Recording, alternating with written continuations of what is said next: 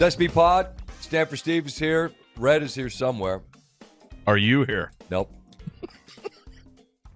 Nope. There's a shell of a human. Might look familiar, might sound familiar, but inside as the soul has left the body, I'm a vacant, empty, abandoned building. Why? I just don't understand. How is it possible that wide receiver 1 in a game where the team scores 48 points gets 0 targets? Everyone's happy for Josh Allen, and yeah, he's awesome. Throw it to 18 once. Nope. Wait, 18's Amari Cooper. That's him. Was that week 2 or week 3? I don't know. We were screaming about Cleveland. Got traded to Buffalo. Thought it was awesome. Only to have the chickens come back to roost in the playoffs. 0.0. What else? Had a quarterback get injured. I hope Gino's okay. His fantasy versus reality. Reality, this is a human being who hurt his knee. I'm concerned about his knee. Also, the fact that he got 4 points kind of hurt. Brock Bowers. Maybe a target in the second half. Maybe a target. No targets. Cool. And all of that, and you lose by a total of 4 points? 4? 4. Oh. A target for Cooper. No. A target for the most prolific rookie tight end in history in the second half. Nah. Not going to be able to do. And so, my season is over. Lost to Chief and the other one, fine. He scored 200 and something points. Fine. No, F Chief twice. But not really. I love him. He's the all-time greatest guy that we have in our circle. But, that's the end of it. So, it's the holiday season. I'm supposed to be happy, and someday I will be again. But right now, I'm not. I'm not. No one cares. I do. When we were flying. Maddie does. No, she doesn't. Yes, she does. No one cares. Yeah. Because you know what? She has to deal with it. Christmas came early for those other folks. Yeah. Yeah. Understood. Good for Maddie. Yeah. Yeah. Maddie's our producer. We talk about it a lot. She's pregnant, and she has to watch games with Scott on Sundays. I don't make a big scene. You know what? I've stopped coming in. I come in late, watch the games at home, and then I go in late, so you don't have to deal with any of it. So your kids get the cussing or no? Yeah, sometimes. Yeah, okay. Yeah. Want to make sure. You got to stay consistent. Yeah. So that's it. It's all over? Five leagues? 4. And normally what you do is you're going to cash somewhere. And then you get to the end, you realize, I didn't cash. Oh, this is an expensive hobby I'm shitty at. Wow. I'm going to put together my do not draft list. Ooh, the cross-off list. It's going to be long. There's some people that I will never hate draft again. Well, in our league, you better not make it too long because we have a jillion spots. Yeah. Too many spots. Too many spots. Takes the strategy out of it when you don't have to pick one. You just Correct. Play everybody. But, our guys are just low-hanging fruit people. More points is more fun. Yeah. Hate you all. God. I'm like, this isn't performative. I have seasonal depression at the end of fantasy. I know you do. I've seen it. It's a real thing. And you love it. And no one made fun of it more. Hey, Red. Here's Red. You know what? He helps me out. You could ask him, do you want to go on a walk? The ears perk up and the head turns sideways. When we're in the Keys, you could say, hey, you want to go on a golf cart? Loves that. You say you want to go do a podcast, he runs to the door and he runs up the steps. It's hysterical. He loves it. I don't know what's going on back there. Club Red. Food, toys. Now, your morning, my man walks in and just says, fiasco. I saw something on the social media about a picture of the mall in the 80s. Like, we used to, it was the spot. It was the epicenter. Heck yeah. And malls are not. Arcades? The whole shebang. Maybe a pizza jank. Go in there, and you get a little older. Maybe where the ladies hanging out? What's up? Some Rain something cafe. What was that one up in Connecticut? You know what I'm talking about? At Mohegan? No, dude, at the mall. Which mall? West Farms, bro. Oh, we didn't hang out at West Farms. Whatever. Come on. Let me just tell you. Up by Groton? It's near, you take a left at Groton. Those that know, if I don't know where you all are listening to us, but if you're anywhere close enough to get to Tyson's Galleria, bro. That's not a mall. What? It's an. I was walking around it. It's not a mall. What is it? It's a fiasco. Why? I mean, people are familiar with the names. Higher end. Or the highest. It's like a Rodeo Drive-ish kind of a thing. Louis and Ralph. Coco Chanel. Who's Birch? Birch guy? John Birch? John Birch? Tory Birch? Tory Birch. There you go. Come on, Steve. You're just walking down. It's all names. The security guys outside. They got dogs. Lovely ladies outside asking to assist for your help. There's some but that then you walk in. Yeah. And it's like, holy moly.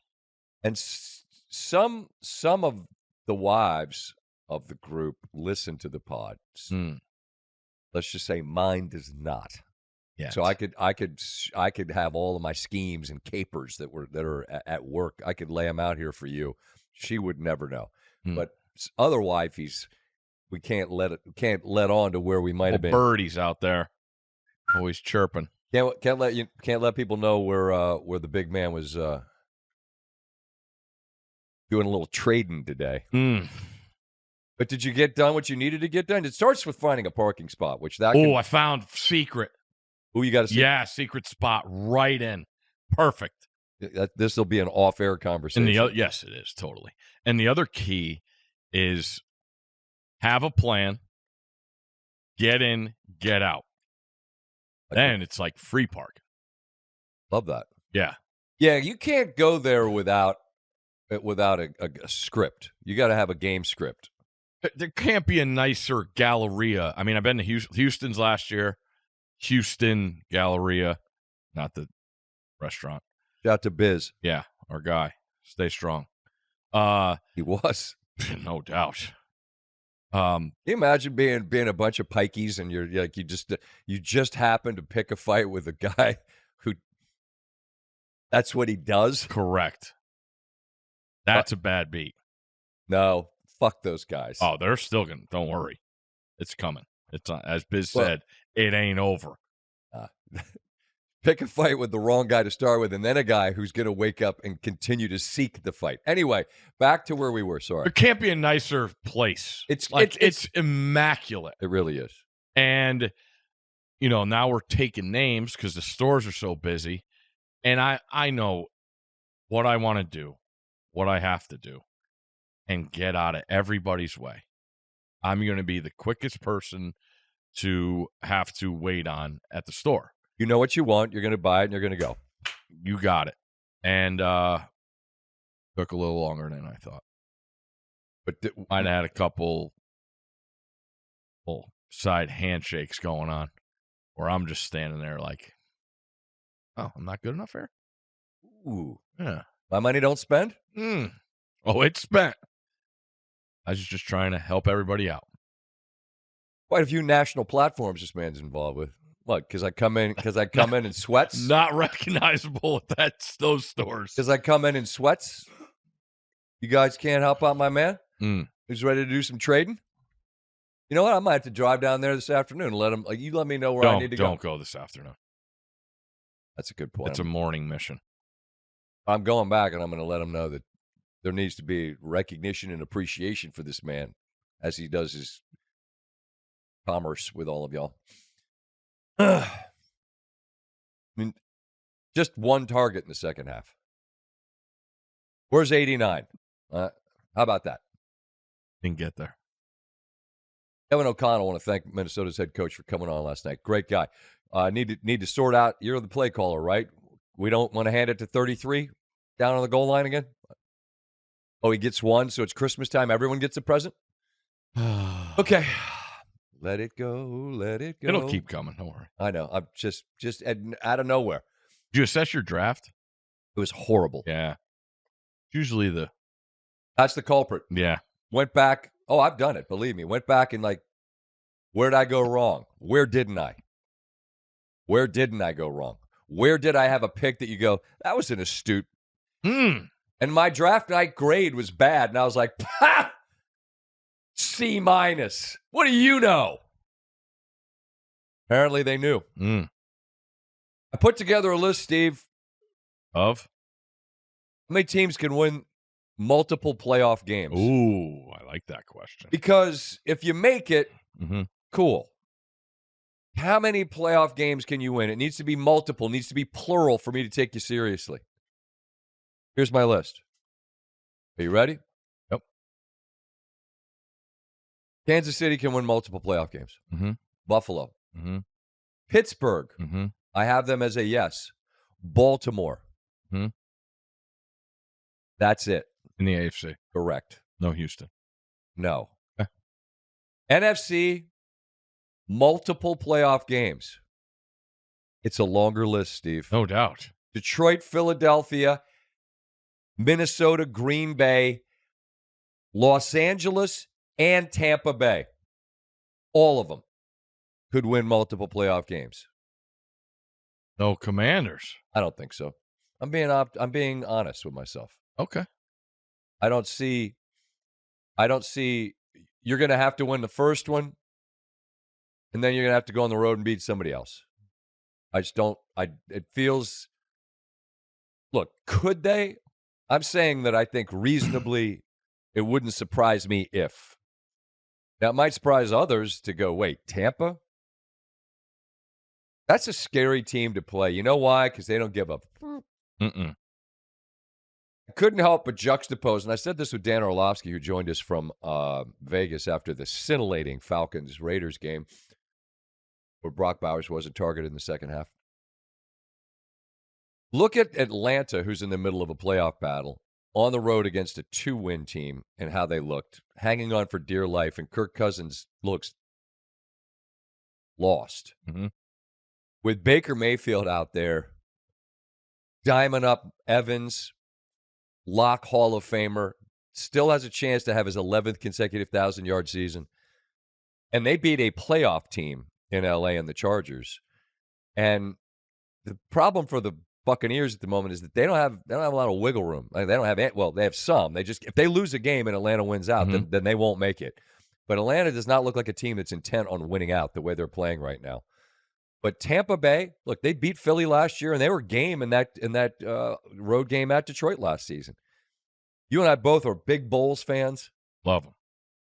Tampa Bay, you don't want them. And friggin' the old graybeard Stafford, that team is tougher than whatever you want your analogy to be. And I think that team, the Rams, if they beat every single team they played and went to the Super Bowl, wouldn't shock me. Not predicting it. I'm just saying you look at the back end of them and then look at the back end of the AFC, and like the Rams are a team you might have to deal with that isn't the top of the food chain, and their guys won a Super Bowl. I'm not dumping on, Bo Nix or Justin Herbert, but neither one of those guys has won a playoff game. This dude's won a Super Bowl. Green Bay, too, if I didn't say him. We see them next week. But I guess what I'm finding interesting as I kind of was jotting these things down is it feels wide open to me, maybe because the team in Detroit, Steve, that we've talked about for months and months and months, it's hard not to jump on the bandwagon of jumping off the bandwagon because of the injuries. Are we overstating it? No, not at all. And it's been a continuing process where guys have just gone. I think depth chart of opening week 1. We showed it last night on 22. He lost Countdown. 11. Yeah, and I mean and it started more on defense. It started with Davenport early. Hutchinson got hurt in the Dallas game, and there was a note this morning that he's trying or eyeing, I should say, that he could potentially be back for the Super Bowl. The question is, can you get there without him? But it's not just that. It's every level of your defense because Aleem McNeil gets hurt. And incredible since Hutchinson got hurt. Next level, Anzalone gets hurt. I mean, at every level of your defense, it's not just bodies, it's significant bodies. And you watched them against Buffalo, and that's a really harsh lens to use, right? That's the turn on the bright lights at closing time, and you see everybody, whoa. Whoa. Look at you. That's a tough pencil to grade against because Buffalo's cooking at the moment. But, I mean, as great as Detroit's offense is, it just couldn't keep up because their defense is just their defense got pushed by Green Bay as well. I don't know. I'm not punting on Detroit. Well, the whole thing's flipped, Scott. The whole time we were going through these weeks, Philly was struggling, not looking great. We didn't think it was going to get to 10 wins, and it was going to be like, all right, Goff's not going to have to play a game outside. That's done, I think. Home field's going to go to Philly. They come to Washington this week. Sort of. Left-handed. Oh, right. That's a good point. Yeah. They'll play a game here. There'll be a lot of Eagle fans in the building. Oh, man. Did you see? Only them. Belichick was announced at the North Carolina basketball game Saturday or Sunday, and an Eagles chant broke out. Why? At the Dean Dome. I have no idea, but they love their Super Bowl win. EAGLES Eagles. In the middle of the Dean Dome. Wow. Trolling your new coach? Okay. What do you think of Minnesota? We watched them last night against a Bears team that I'm right and you're wrong. They're in Pooptown. I hope you'll admit it now. Nope. What an idiot. Right there. Right there to cover. Minnesota. Ryan Clark told me afterwards, like him, don't love him, don't buy him. There's like, I asked Troy, is there a yeah, but? And he said no, but then he kind of said yeah. Because he's saying in a game like this against a bad Chicago team who isn't Pooptown, whether Steve admits it or not, Big Cat said yes, 100%, all due respect. They win 30-12, but it's like, felt like Chicago was begging you to beat them by 40 last night, and they didn't. I don't have those concerns. I think Minnesota's right there. But I feel like among my colleagues who played the sport, which I didn't, there's a little bit of a yeah, but. Is there for you? No. Okay. It's just not as pretty as other teams. All you right. know, Philly has their deal with their superstars on offense. Green Bay looks as good as anybody. Might have wagered on them to win the NFC because I think they could win anywhere, and I think you're going to have to go to Philly. Little nibble. Plus 600, no big deal. But no, Minnesota's going to do it in a way where they're gonna gut it out. It's not going to be pretty. Darnold's going to make mistakes. He is that guy. But he's also got guys, and I keep saying it, he looked great last night, and I thought could have used him even more. Hawkinson getting back to old Hawkinson is a huge asset for that offense because they play 3 tight ends. You've seen Addison have a couple monster weeks in a row now, and Jefferson's Jefferson. You don't have to worry about that. Like, they will figure it out how to get to him. But that offense coming along, the issue is the left tackle. And when you have a guy like Darnold who might feel pressure a little sooner, and he's getting better, he's improving in that aspect. But that's the idea. But when you talk about their defense, not a lot of names people talk about on that defense, you know. But god damn, do they play good as a unit? And you never know where they're coming from. And I just that home. How many home games can they get, I think, is a major factor because I'll give KOC a compliment. Like, it's a very underrated place. It's an unbelievable stadium, and I can't imagine it for a playoff game. He made the point when he was on with us, and we asked about Randy Moss and sort of the love we saw pregame and in-game and post-game, and a great connection between city and team, that franchise and that city. I mean, people talk about Buffalo. Minnesota's right there with you historically. They've been there close and just haven't gotten over the hump. It's a great love affair, and it is a great building. I Top 5 scoring defense, top 10 scoring offense. They're right there for me. Detroit, the concerns are so real because of the injuries. Philadelphia just played 2 AFC North bullies, and they beat them both.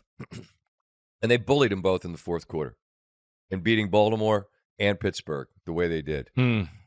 And, I mean, there's always going to be something with them. You know, Sirianni and Jalen Carter and the D-line coach and Big Dom's in there in his white hat making sure, keeping the peace or whatever. It's like, and then afterwards, like Jalen's sitting down going, is that what you all wanted? It's like, come on, dude. Y'all created that, man. Like, you guys had to be better in the passing game. So you come out and A.J. Brown and Devontae Smith get targeted 23 times in a game. Squeaky wheel syndrome. And by the way, they're not just squeaky wheels. They're both, that's stars. That's a really, really, really great 1-1A combo, right? And it's a game where Saquon doesn't have to be awesome to carry you, and you beat a team by 2 scores. It doesn't lose by 2 scores much. That was kind of like a sneaky, the more I looked at it, impressive win. They hold on to the ball the last 11 minutes of the game because Pittsburgh can't get off the field. That Philly team, it feels like it's going to go through. Yes. Like it's going to go through Philly now. Like it's going to go through the link. All those teams in the North. Come on down. Asshole. They love it. Oh, mutants. Love it. Absolute mutants. How much to go to Northwest Field Sunday? Sit and watch the Commanders and Eagles. I'm all set. I'm hurt, Steve. I'm injured. I got to. No, I can't go out there. Peace and quiet. It's going to take a while to get back the attrition of the loss of the fan base around here, but all right, we'll get there. And we'll be in Lambeau next Monday to see Green Bay and Lambeau with our own eyes. Yeah. That defense on Sunday night was like, damn. They're getting... Yeah, Seattle's offensive line had a rough go. It's right. I mean, they've been bad all year, and that was a bad defense for them to have to go up against. They got a lot of guys, man. And the thing about the Packers that I love is... Okay, so you're not sure which receiver it's going to be. It could be Dobbs is going to get it. Could be Reed. Could be Wicks. Could be one of your tight ends. But really what it is 8. To quote Marshawn, over and over and over. And, I mean, they just give him the ball, and it's a sledgehammer to your kneecaps for 4 quarters. Yeah. What a great, great, great find. And think about, like, Jones, it's weird. Not weird. It's unusual. You have Jones, who's a great Packer, who you allow to go to a division rival where he's been excellent. But you went out and got a guy who you thought could be this for you, and it worked for you, and the other guy's thriving as well. Like, it's unusual for things to happen like that. Maybe it happened to a degree with, like, Goff and Stafford when they got traded, but normally if a team's ready to move on from a good running back, maybe they figure Jones he's used up his shelf life or something. Mm-hmm. He hasn't. But Jacobs for Green Bay has been perfect. Run it and play defense. I know people think of Love, and sure, but if they're going to go a long way, it's because of that. Everybody else, I agree. Going to be that recipe. If they get Musgrave back, look out. Kraft's been good in his stead. Awesome. I would know that because he was on a team who's obviously out of the playoffs. I'm interested in Buffalo because, man, it's the eye candy, and holy smokes, Josh Allen. That you don't need us to say, man, he's really good. No shit. They scored 90 in 2 weeks. They only won one of the games. They've given up 86 in 2 weeks, and that's a defense with a lot of guys that. I mean, maybe it's not a lot, but it's guys you like, and you know. Oliver, we've known forever. Milano, who's back, among others, right? Epinesa. Horn. Does it concern you that a team's given up 86? Because the recipe we tend to see when we get to the playoffs is the team that gets stops is the team that wins, not the team that scores every time they get the ball. Couple things. Okay. I actually liked what I saw from their defense in that game because they got to golf. I haven't seen that happen all year. Got him on the ground. I think they slowed him down just enough. Here's my question. Is it a game where really a stop would be the difference? Yeah. They got theirs early. Or just get them in an uncomfortable situation where the bailout flag isn't going to get you out of it. Like, prove you could do it and make them uncomfortable. And I thought they did it a couple times. You build that double-digit lead. That's what you have to do. They come back from a double-digit deficit to make the Rams game a game. My issue is that it's setting up for another Bills major fail. Because it couldn't be better right now. He's running around like crazy. He's buying time. He takes hits. The Rams, those runs he had against the Rams you're not supposed to be able to do that size and that girth that he has. And then you see him wait and take hits for guys to get open. The way they had Ty Johnson involved in the pass game, Sure. You never know who's going to get it. Obviously, Amari wasn't a part of the game plan. 0 targets. But again, I to go to the Super Bowl, would you rather be at home or on the road if you're Buffalo? What? Oh, you mean through the playoffs? I'd rather that game to go. They've only played at Arrowhead, right? They played in one AFC championship. Yeah, because they lost to Kansas City in the round before last year. Correct. Uh-huh. I just wonder if it'll be too much at home. Like the Ohio State-Tennessee game coming up this weekend, which we'll get to. Mm-hmm. Well, you know what's interesting about that? They lost at home in the snow to Burrow in Cincinnati. Yep. They lost at home to Kansas City last year. I think it feels different. It feels different to me now. He feels different. It feels like the Matrix. It's all slowed down to a point where the all-22 stuff, where he's running, like you made the point, it just, the one throw in the middle of the field to Ty Johnson, that's the tape right there. When you see that, that's a guy who is completely in command of time, space, and dimension. It's just a wizard. He's that guy. Yeah. Having said that, I would like to say this. Have you seen Lamar Jackson's numbers? Yep. At 34 touchdowns against 3 picks. He's going to throw for a career high in passing yards. He's rushed for 743 already. And it seems that maybe there's like Lamar MVP fatigue because he won last year. And he was, if you remember last year, there was no clear-cut MVP, and then he became it. But I'm saying this just because I want to acknowledge that I think what we are seeing from Jackson is him evolving, him being better. Being better, but not being an MVP maybe could happen simultaneously. And the fact that they lost 5 games and the fact that Allen was not just good, but was great against Kansas City, who had no losses, and against Detroit, who had 1, it feels a lock that Allen will win. I'm not saying it's wrong. I just think it's interesting that when you look at Jackson, that the numbers are better. And I'd say both those guys, Steve, have the exact same issue in front of them. Do it in the playoffs. That's really all that's left. When did we start talking about the MVP every week? I don't know. And I don't like it in October. I don't think it's unreasonable to talk about now. No, I get it. And I, from what I gather, people bet on it every week. I can never do that. It's the same thing with the Heisman. Give me November. All right? Wait till November. And let me assess.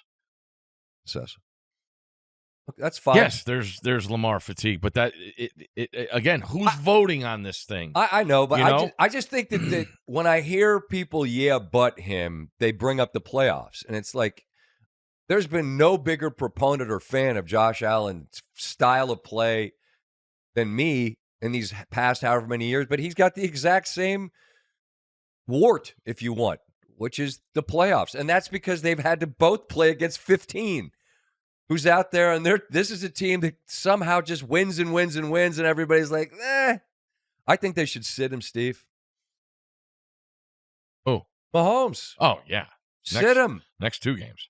I don't know about 2. You got to try The priority is Mahomes. You're not doing shit in the playoffs without him.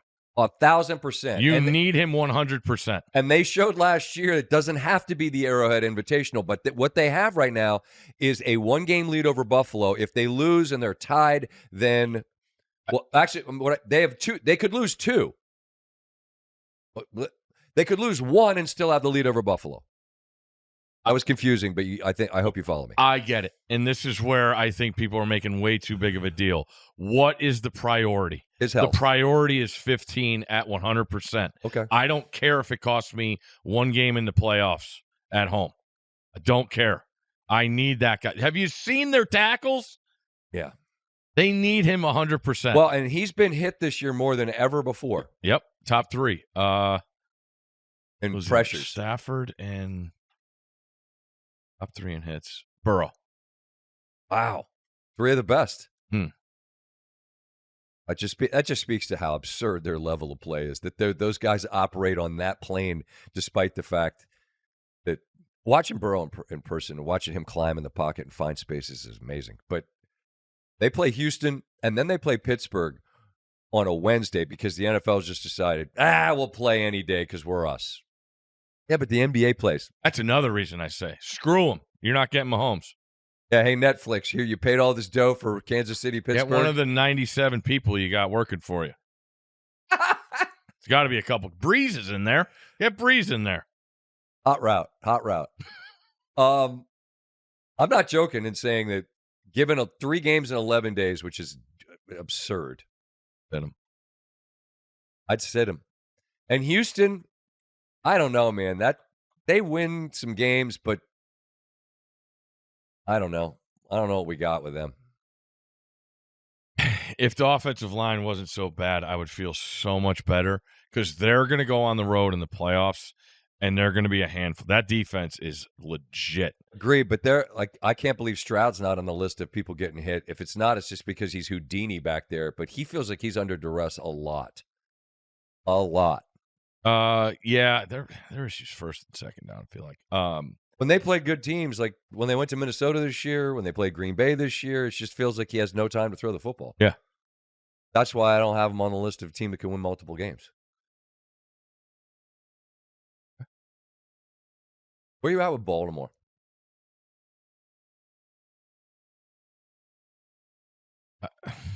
It's the same. Josh Allen beat Mahomes and the Lions. I want to see Lamar do it. Okay. Totally capable. I don't doubt him at all. Right, like a 5-touchdown, no pick game, more touchdowns than incompletions again, which is an absurd stat.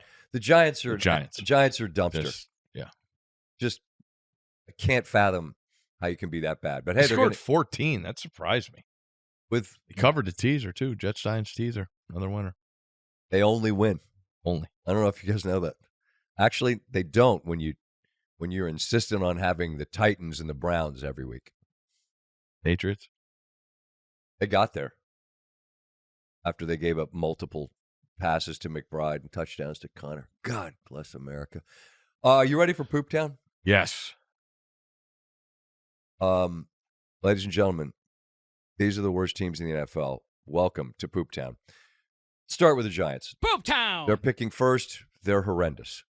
Just absolutely horrible. I just can't fathom. I said it all year. I'll say it again. How can New York City football be this bad? It's astounding. There's an arrogance there about New York and franchises and the fans. And the team is absolute buns. Holy crap. Figure it out. The Jets beat Jacksonville. So what? They're still in there. Pooptown! It was pretty awesome seeing the fourth quarter where Devontae Adams and Rodgers just went nuts. Nominated Devontae for a Hemi. Wash your hands, wash your butt. The real ones know. So the Jets, New York football, both in there. I'll do it. The Cleveland Browns are in Pooptown. Pooptown! It was because of Jameis. He got benched. They're not any good. Oh. You say that matter-of-factly. Neither are the Chicago Bears. They're in Pooptown. They've lost 8 straight games. They're awful. Pooptown! Caleb Williams is on the bench, like, laid out, like, man, I can't do it. I'm just so tired. And I thought Troy's. I mean, I'm being joking, but I do think Troy's insight was interesting because he's lived it. He's like, look, he just seems defeated, and he's never been through it. You know, this is a guy we watched from the time he was a sophomore in high school at Gonzaga, which is right down the road from us. High level athletic and academic institutions around here that send people all over the country. From that point to the Oklahoma years to USC, he's been a guy, and they stink. They're in Pooptown. Why aren't they? You're just being obstinate. I like their fight. 30-12. Go fight. New Orleans is in Pooptown. Pooptown! That would have been cataclysmic loss for the Commanders if they lost that game. And the whole clock stopping there in the end shouldn't have happened. And then afterwards, there's no the Commanders teasers lost. There's no accountability, by the way. They just the pool reporters like, what happened? Hockey said it was an incorrect stopping or whatever. Like, are there penalties for that? Like, guys get fined for hitting with a helmet or the tackle. Like, that shouldn't have happened. Does anybody get like a bill in the mail? It's like you got fined for almost screwing Washington out of a win. I mean, I'm asking legitimately because I honestly don't know what the mechanism is to sort that out. New Orleans is in Pooptown. Jacksonville's in Pooptown. Pooptown! Tennessee Titans are Pooptown! long-term lease in Pooptown. New England. Pooptown! They're going to make a coaching change. That hasn't gone well. Not getting better. That's the problem. Drake May is just flying under the radar. He can do it. Much as we just kill Caleb Williams. He can do it. And he's doing it. Now, granted, you're down a lot, and so you're just kind of out there. Correct. But he can make some This plays. is the part of the season like we're going to make a big deal of these teams that suck the last 3 weeks because we did it with the Bears last year. Oh, did you see the defense? Flus got them going. And it's fake momentum. Fake momentum. Don't buy the fake momentum. Carolina, I gave you passes because you were competing. You're 3-11, right? I gotta put you in the old PT. Pooptown! Pooptown, one word or two. Capital P, capital T. Whatever you want. Print the shirts. So I got the Giants and the Jets. I got Carolina, Chicago, Jacksonville, Tennessee, Cleveland, New England, and the Raiders. Pooptown! They're bad. No Indianapolis? No, they're not in Pooptown. What happened with Jonathan Taylor and then the A.D. Mitchell pass back? Benito, that guy is a bad man. Good God. Pick 6 for Denver. That's bad. The Taylor situation, it's just that I was going to make it 20-7 in a game they had to win. And I just don't understand how that happens. And I don't know what I would do if I were a coach and a guy did that. I don't know what the penalty would be, but it would have to be severe. $1 million. You owe me $1 million. It's not enough. Yeah. Because we can't put a price tag on the fact that that pissed away a game we needed to win. If it's 20-7, Nix was struggling, he threw 3 picks in that game. If it's 20-7, it would have been a really steep climb for He's Denver. not going to win Rookie of the Year, right? Oh, Nix? Over Jaden? Bowers? No targets second half.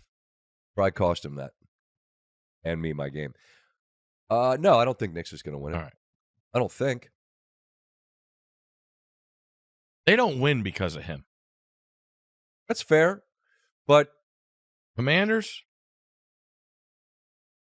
I think yes. I've watched them a bunch just because, and I mean, I'm obviously there's a lot of jokes about fantasy, but because he's been my quarterback in the league, I've watched him in a bunch of games. His growth from early to now has been significant. That was his first kind of choppy game against Indy. But he's been really good. But Rookie of the Year, I mean, I don't know, Bowers has been incredible. It's just unbelievable. He's top 5 in the league in targets. Which was what makes the second half so ironic.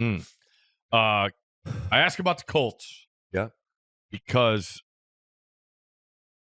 I asked Cap, our guy, to look this up last night because I'm so tired of watching just god-awful football. We had to watch 2 of them last night. I asked him, Not great. What team's offense has faced the most 3rd and 10 or longs this year? That's a great indicator of if you're You off. suck. Yeah, because you're behind the change. You're off schedule. It's got to be the Colts. No. Who is it? It is number 1, Uh-huh. Cleveland Browns. Pooptown. Number 2, the worst team in the league on 1st and 2nd down, Houston Texans. Wow. Number 3, the Colts.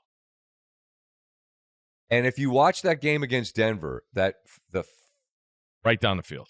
Script of 15. there you go. That's wild to me. The teams come out and you've got a script, and then it's like, now we're off script, and like, oh no. Like, how's that happen? I'm asking sincerely. How do you come out and you have a plan? Like you got to plan. It's like going into a test. And I only read the first couple chapters. The rest, I don't know. I'm just kind of flying blind here. Couple things.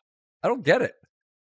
You come out, a lot of it is formation based, right? And then teams adjust. And teams make adjustments. Okay. The next time they're going to see that's why the NFL is just in its own world. The story. Go ahead. But I'm really interested to see when we get to the college games how that happens. I'm going to get to the college in a minute, but the story, the Brewski story when they used to play the Colts. Oh, with mud, and he knew it. Brewski knew their everything, and then they changed it up midway, and then Brewski's like, "Son of a!" He took his wristband off and threw it at him. He was on the opposite hash. It's a wristband, Teddy. I love that. I just you want to talk about mental warfare? Whoa, that's the best. That's the best. So, okay, you come out and you've got a script, and then you see what we're doing, and then you adjust. But you got to have multiple scripts. Hey, look who it is. Red's back. Red, get your. Come here, bud. What are we doing? Come here, big boy. Which road team in the college football playoff has the best chance to win? I know your answer, but tell them. Tennessee. IU at Notre Dame. You'll be there, South Bend, Friday night. Cannot wait. Buckle up. Cannot wait. That's the one game I wanted. I said it. I've said that. I think it's obvious. This is the toughest defense Notre Dame has faced since they went to College Station week 1. Indiana has difference makers. They have 4 all-conference guys, 2 on the defensive line, a linebacker, a corner who's undersized, Pons, but he's excellent. And Notre Dame's strength is not throwing the football. I love the under. I really think 23 points wins the game. Just want to know what time it is. 152. 152. Thank you. Sorry. So when you look at it, what Notre Dame, they haven't had to throw the football. When you saw what USC did, exposing their defense, we haven't seen that all year. They get 200-yard pick sixes. Bad beat. To cover. I don't know if they win the game without those. So I still have questions about Notre Dame. I don't have questions about their defense. I do believe they match up pretty well with Indiana. To me, it's just about Indiana's offense. At Columbus, being there, their offensive line struggled with communication when Ohio State mixed things up as far as pressures and zone blitzes and all that, whatever you want to talk about. Running back never was on the same page as the offensive line. Really affected Rourke. He was off kilter like we haven't seen him all year. They were so buttoned up all year. Threw for 68 yards, I want to say was the number. And it was ugly. And they went right down the field. First drive of the game. Like, whoa. Then they didn't score again until the last sort of cosmetic drive late. Whose offense can find it quicker? Does that make sense? Because I believe both defenses were going to come out with an agenda. But I think 23 points wins the game. Because when you talk about defenses that play this well, they're even better in the red zone. You got the extra defender on the back line of the end zone. And, you know, the old adage, touchdowns to field goals, what do you do when you get there?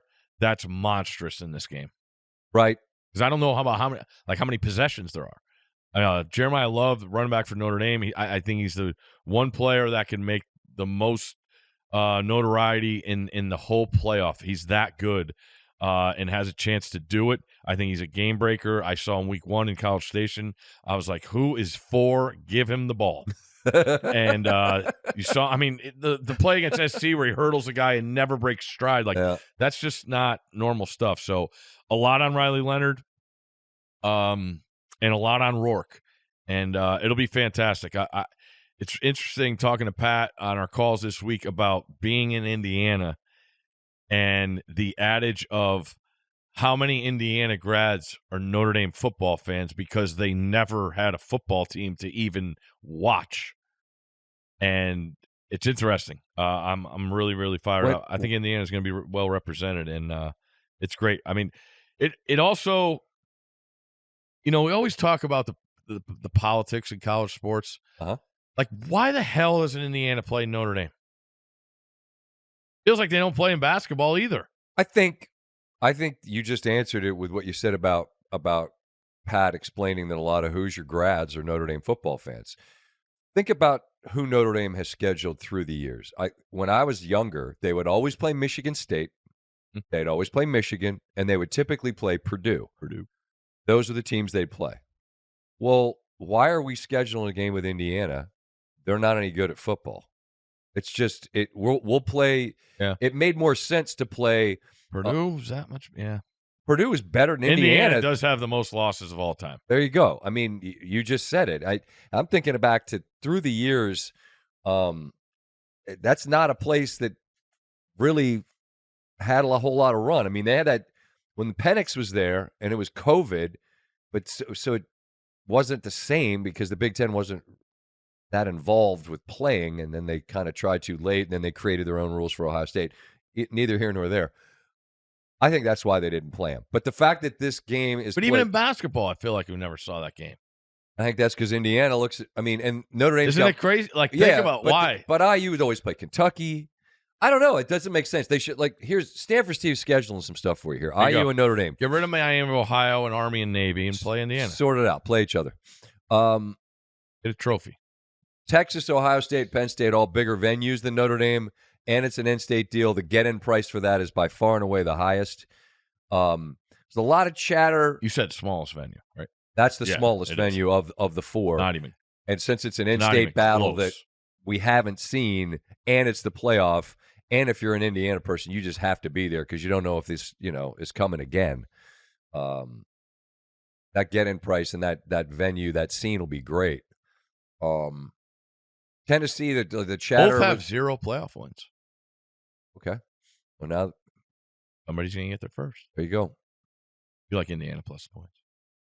You know how I operate. I tend to like underdogs. Although, come on, keep going. I don't know if Tennessee's going to. You're not going to take over the shoe, but I would imagine we're going to see some of that very distinctive orange in that venue. No doubt. And that game is such a case study in can Ohio State loosen its grip on the wheel, deep breath, and just play. Because if you go back and you look, and Will Howard's still talking about that Michigan loss. Like I said it that night, when you allow one day to define your entire existence, you're saying it every other day doesn't matter. That this day's the only day that matters. Well, you guys kicked it that day. You kicked the chance, and you got to live with that. But you also got to let that go and sign up for 60 against a defense in Tennessee that's a hell of a lot better than that Michigan defense that bottled you up. I just think that's fascinating is an overused word, but that fan base, that program, the expectation level, where there's so little room to do more than you expect and all this room beneath it to fail. It's a lot to have to deal with, man. To me, it's all mental. It is the truest test of mental toughness, fortitude that those guys might ever face. And I there's going to be personal things that happen in guys' lives. I get it. I'm just, as a group, to overcome this. And I was fortunate enough to be on the game crew for when they lost with Stroud to Michigan, and then they went and played Georgia in the Georgia Dome. I was in the pregame meetings and looking at Ryan Day and talking to Marvin Harrison Jr. and seeing C.J. Stroud.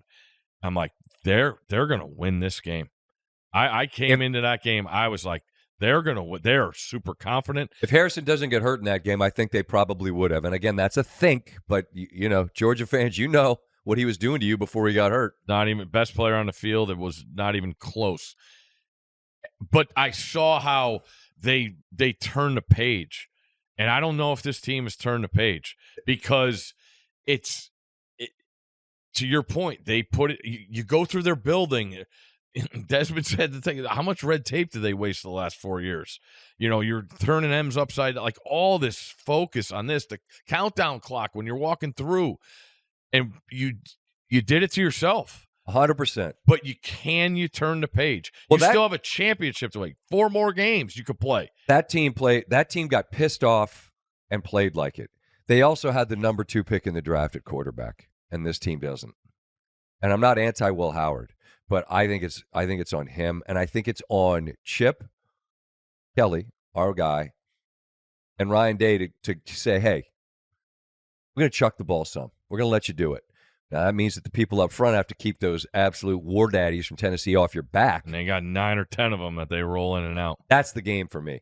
Can Ohio State's line give Howard a chance? Because you talk about difference makers, that Ohio State wide receiver room typically is the best in America. The depth of it is insane. Mm-hmm.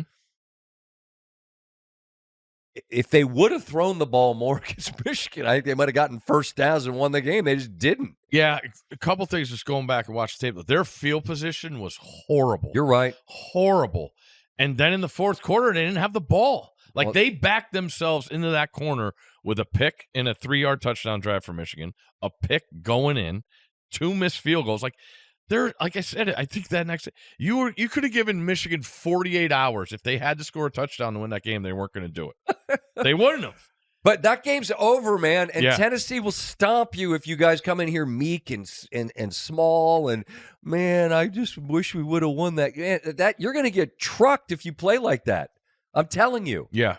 But you don't have to because you got as much talent as the other team. But this is. It's fun to see this intersection. It's what I always ask for because there's no greater talking point than the SEC and what they are. And Ohio State has been the brand in the Big Ten.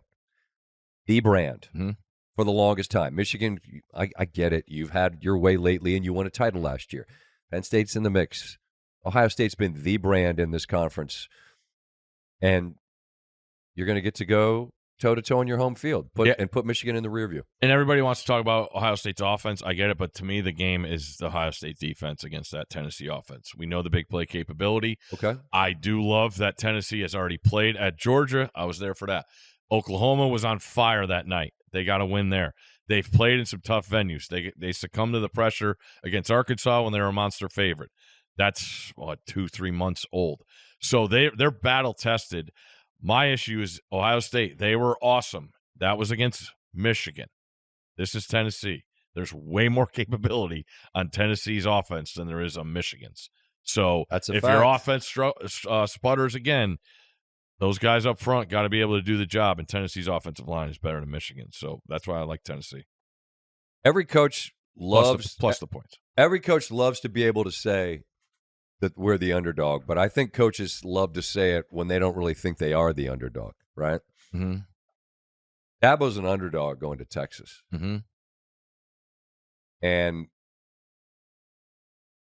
this team hasn't lived on big stages because the ones that were title winners and playoff participants have moved on.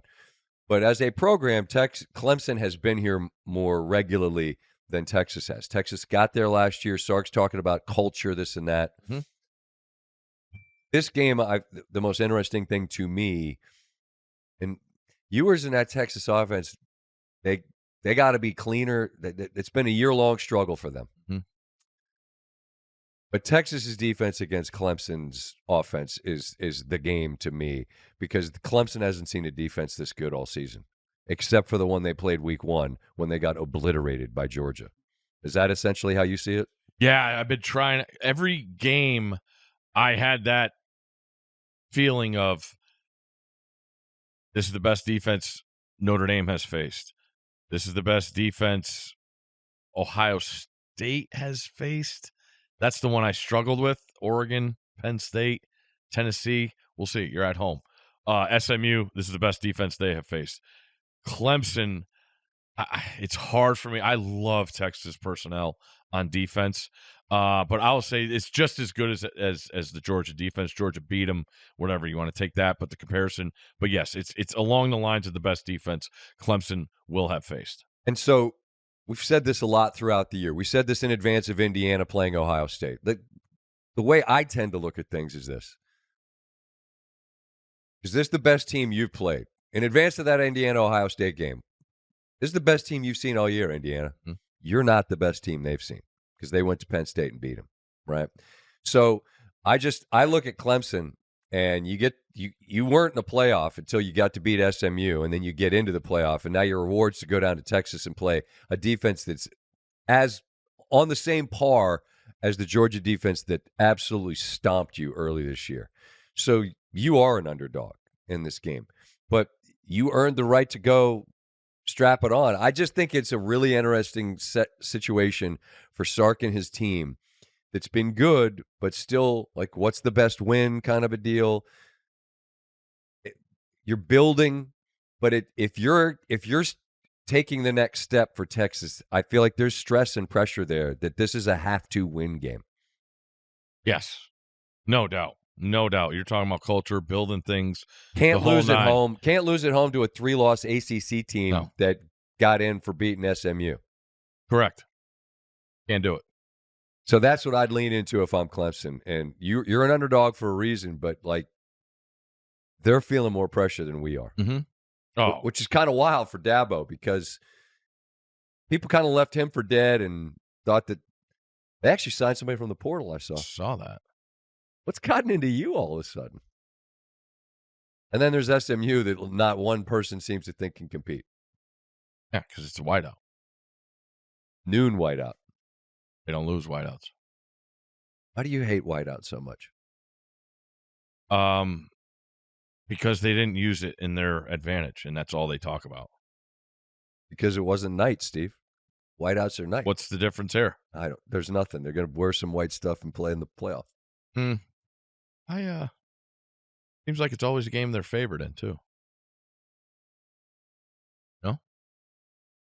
Well, Red, don't eat the Christmas ornaments. Do you still consider Oregon the favorite? I think they've demonstrated what they are, but their path is pretty challenging. So yes, but it's a very lukewarm endorsement.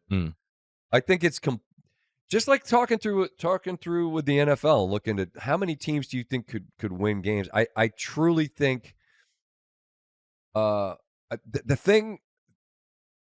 Let me stop. Yes, I think Oregon's the favorite. What they did against Penn State's defense was eye-opening to me. But the fact that Penn State ran it on them the way they did it's a little bit like Buffalo. Like, I don't know who's stopping Oregon, but I don't know if you're going to stop the other team because you didn't against Penn State at all. Well, I mean, you did enough, I guess, but yeah, that's what I think. And the Georgia quarterback situation is such that you just well, that's a grave concern.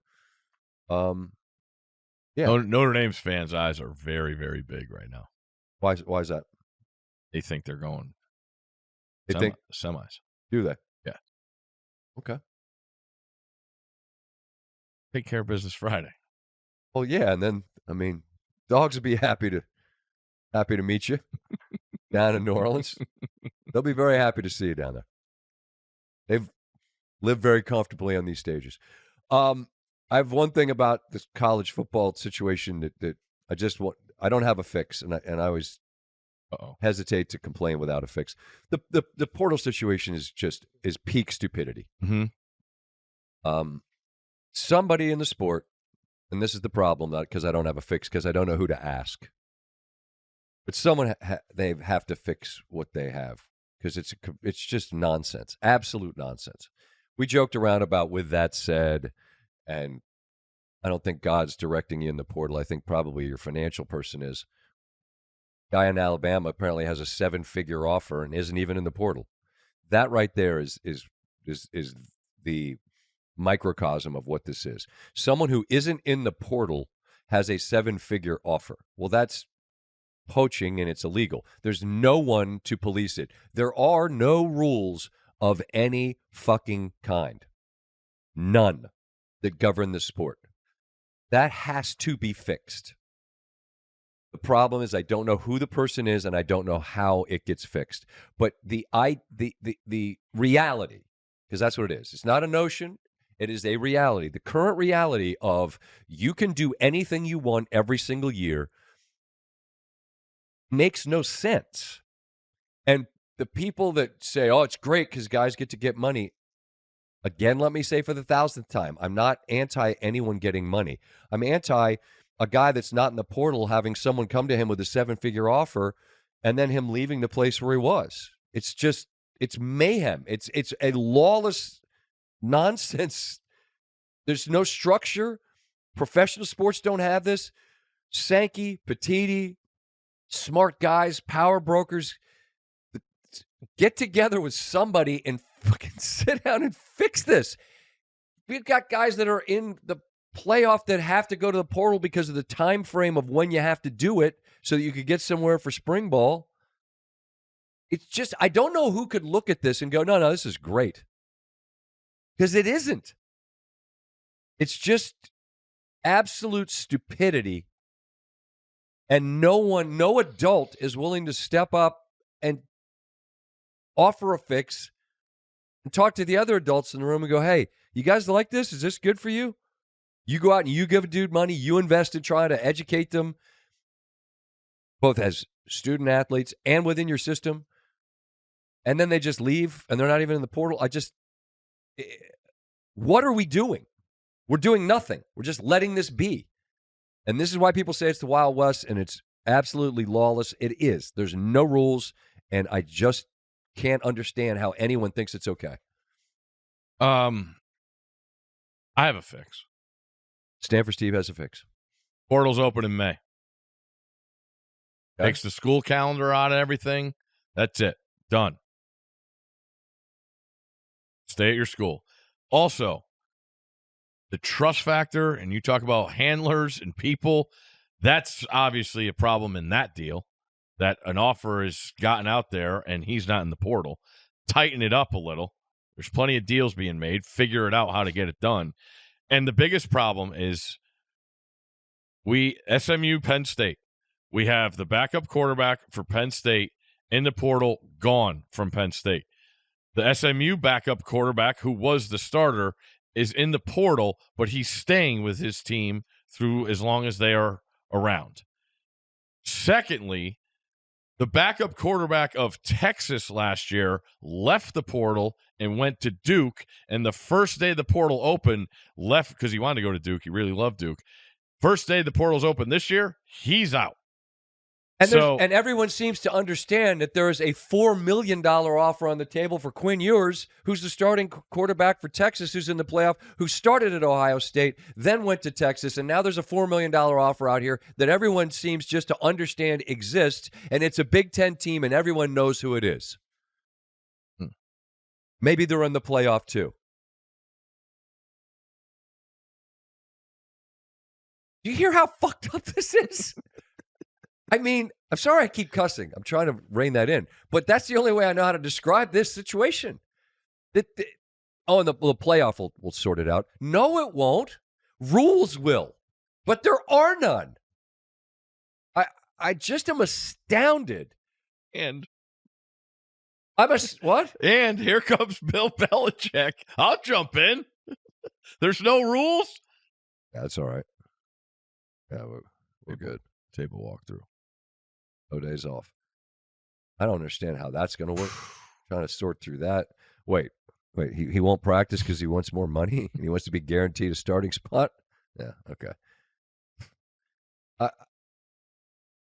You're allowing people that haven't reached the NFL to have more autonomy and complete lack of governance than any other athlete in all of sports. And it's what you're seeing is it went from 0 to 100 like that. Stunning. And everyone knows that it is not sustainable. That's the word everyone uses. And no one does anything to sort it out. So, great. Cool. Hey, you play for us in the playoff. You're going to go here. Whatever. Everyone's one and done. Okay. That's fine. It's not. But it's what it is. And no one is trying. If people are trying to fix it, I don't know who those people are, and I don't know what those fixes are. Portal in May, close it until... Yeah. Stick it out. That ain't happening. And you're not getting the cash. I do have a good portal story. Awesome. Because this is what you never, ever, ever hear anymore. Okay? Johni Broome. Auburn. Front runner for player of the year right now. I know it's not even January 1st, but he has been as good as anybody in the country on a team that has been as good as anybody in the country. Auburn's awesome. The SEC is just stupidity. Good God, that league is so deep and so talented. Yes. Okay, what happened? Saturday, they played Ohio State in Atlanta and won by 38. A lot. Johni had 21 and 20 rebounds. Career high. Okay. You know what he did after the game? I don't. Drove back to Auburn, got on his cap and gown, and graduated. Feels like the portal, and we never hear about graduating anymore. Well, but just one more. No, I'm sorry. This is a kid who started at Morehead State. He was the best player in that conference. Auburn got him out of the portal. He's been there a couple of years. He's gotten himself so much better as a player. He could shoot threes. He never even left the block when he was younger. I just think it's an awesome story. I read that today about taking advantage of the opportunity. Like, the portal's supposed to be good. Take advantage of the opportunity, what it gives you. I'm sure he's made some money at his time down on the plains. But to hear that, I'm like, I haven't heard of a portal guy. I mean, my fault. I should probably be reading more. But give me those stories a little more.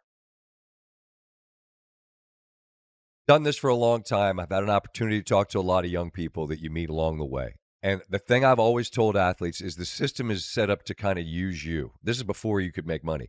But I would always say use the system back. Look at a guy like Torrey Smith that I graduated from Maryland, had incredibly difficult circumstances growing up, became a very well-compensated athlete, a multiple champion, and a multiple degree holder because you're allowed to get 5 years worth of education on your scholarship. No one avails themselves of that. So, and this could be pie in the sky. I'm not pearl clutching. I'm a grown-up, and the money's real. But at some point, that window for you to make that money is going to close, and it's going to close sooner than you think. So actually getting that piece of paper that says, I'm a college graduate, on top of representing a significant accomplishment, and you're looking at or listening to two guys for whom that was a significant challenge. Hell yeah. I got a piece of paper in the end, okay? And I'm proud of it. I had so much... and this is such a buzzword, but it's real in my case. I had so much privilege of the circumstances I came up with because my parents and my grandparents had set aside money for my education. And I had every advantage in the world to get my education. And it was still a struggle because I was a lazy fuck. And it's embarrassing. But in the end, I was like, all right, I got to get this thing done. And I did. Figure it out. That's right. So it was a significant accomplishment to me, and I didn't have hurdles in my way. I had a path that was paved for me, and I still messed it up. So when you actually get to that finish line, that is a monster accomplishment. And it's cool when you see the huge, Vince Carter going back, and that actually became a thing because it was a playoff game or whatever. Yeah. But new owner of the Bills. Right on. Speaking of.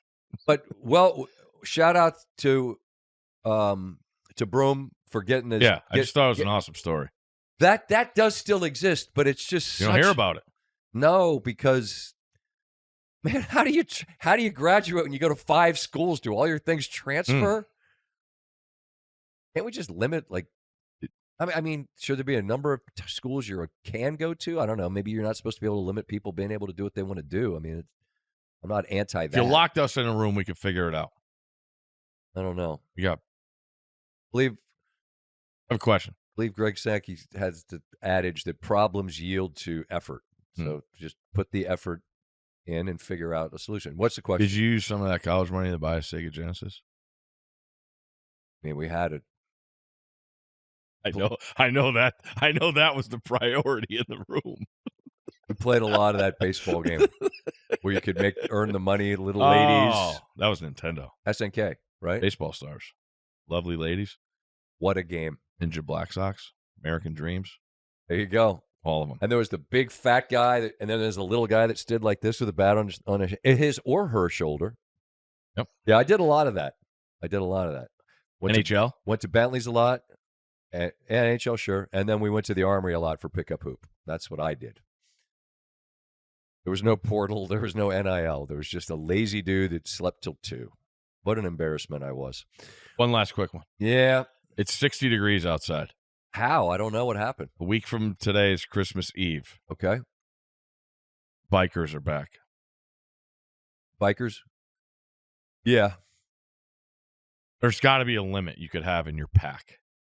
See, this is a conversation that gets very, very contentious about the folks on the bikes and the folks on the road.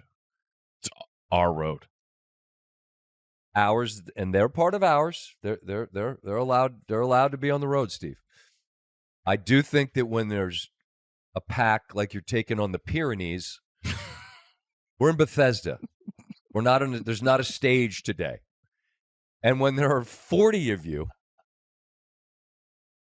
it's as lawless as the portal. It's unbelievable. No rules of any kind. Nope, they don't abide. No, and there's a hostility from them towards you. Like, I'm bringing it back. That's a tricky fight. That's a tricky fight. People get angry. Didn't somebody give you the reckless eyeball once on a bike, and then followed you, and then you got out of the car to say hello, and then I kept going. Wasn't interested in continuing the conversation anymore. Had a water bottle for him and everything. Old Greg Lamar didn't want that fight anymore. Okay. All right, last one. Just want to fix. I want to fix the portal.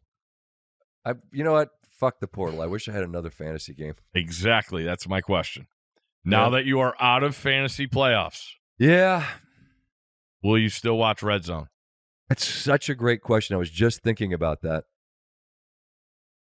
It is my job on Sunday nights, as jobs go, pretty good one, to talk about the football at Tim Hasselbeck. Shout to him for making the effort to come up to be with us.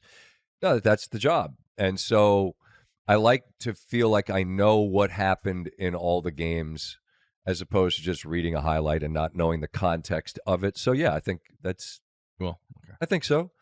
I mean, maybe not RedZone. Maybe I'll just put them on. Put actual games on. Because I don't need to know the touchdown scorers anymore. Correct. Just doesn't matter. Doesn't matter. Man. It's a low note to end this one on. Just going to say, you got a lot of time to fill. I really do. More wire. Yeah, I'm looking right now. I'm seeing here's old Field Yates telling you who to pick up on the wire. Not me, Jack. I don't have to worry about that. I didn't even mention the fact that I picked up Washington's defense and started them over Denver. And had I just left Denver in, I would have won too because I started Washington. I don't know if that late touchdown that shouldn't have happened would have. Definitely. No one cares. I don't know when are we doing another one? I literally don't know the answer to that. After work Saturday? I guess. Right, Saturday night. Playoff. I'm doing Sports Center, so it's going to be a late one. Yeah. So like a late night. Okay. I'll be in my hotel room. Fantastic. Thawing out. In Columbus. And then you're going South Bend, Columbus. Lambeau Field, baby. Bring the long johns. I got we're geared up. I got to check a bag, though, because I have so much winter stuff. It's brutal. Big full-on parka. Yeah. Got a nice Tommy Hilfiger coat. There you go. Hood. He wasn't. I didn't pull the trigger. Everybody's sending me the battery charged jackets. I don't think they make them that big. Steve's a bigger human. Well, Yeah. it's the layers too you wear underneath. Like I always wear a giant coat to make sure you got the layers. Important. So, all right. Well, we'll see y'all Saturday night. Got the playoff. 4 games coming this weekend. No more fantasy. Most wonderful time of the year. Yeah. Get some shopping done. Got time now. That's what I'm going to do. I'm going to just go online and just point and click. Fire. Yeah, just absolute. Like you're drawing up your winner's card, just firing gifts off. It's just too easy. It's so bad. That's why I try and still go to the stores and the malls. Shout out to the malls. I'm going to close with that because it is a shout out to the malls. You know what? I always like doing it because I think that once you find the parking spot, if you don't end up in a brawl over that, there's a communal spirit. People are in a happy mood. You say Merry Christmas and Happy Holidays, whatever people are celebrating. We wish you good health and all that good stuff. But I feel like feels festive. No doubt. You Decorations are tremendous. I'm going to the Galleria. There you go. And I'm just going to start throwing cash around like an absolute savage. You're going to spend 3 times the amount of time there and back than you will in the mall. And it's, 9 miles? Not far. All right. But I got a parking spot for you. All right. We'd share it with you, but then if you knew, then you'd be in it. Can't give it to y'all, people. Sorry. We love you, but not that much. All right. Be well. We'll see y'all Saturday night.